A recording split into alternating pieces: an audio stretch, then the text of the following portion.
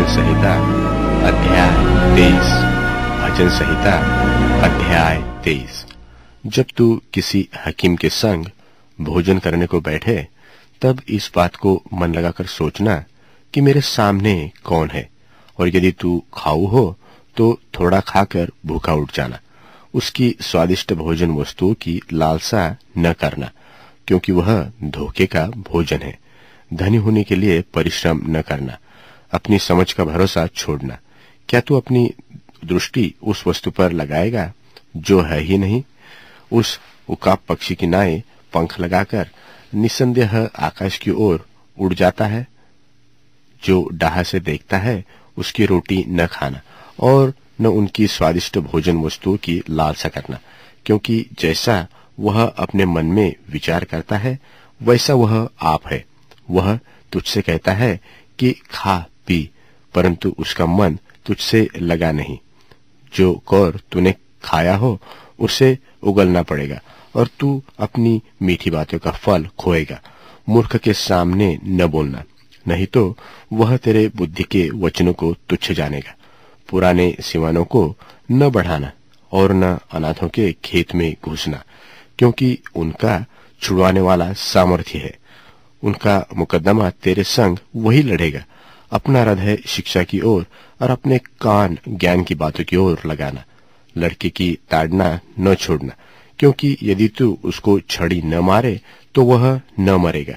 तू उसको छड़ी से मारकर उसका प्राण अधोलोक से बचाएगा।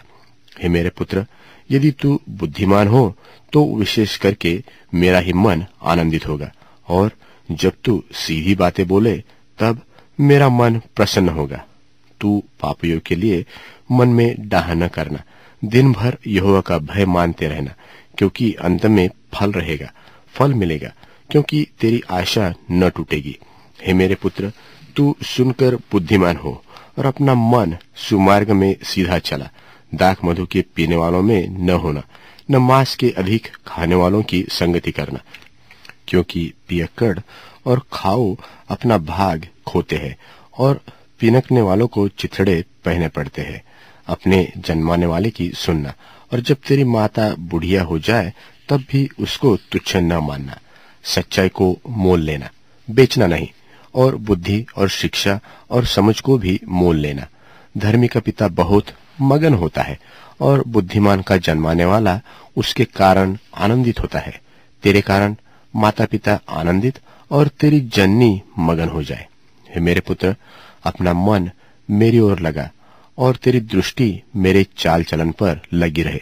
वेश्या गहरा गड्ढा ठहरती है और पराई स्त्री सकेत कुएं के समान है। वह डाक की नाई घात लगाती है और बहुत से मनुष्यों को विश्वासघाती कर देती है। कौन कहता है हाय, कौन कहता है हाय हाय, कौन झगड़े रगड़े में फंसाता है, कौन बकबक करता है। किसके अकारण घाव होते हैं, किसकी आंखें लाल हो जाती है?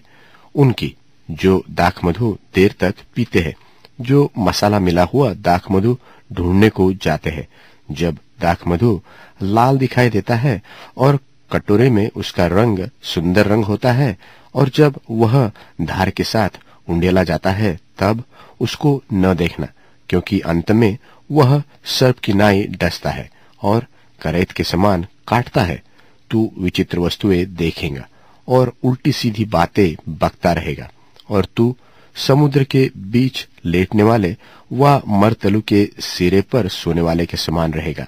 तू कहेगा कि मैंने मार तो खाए परंतु दुखित न हुआ, तो खाए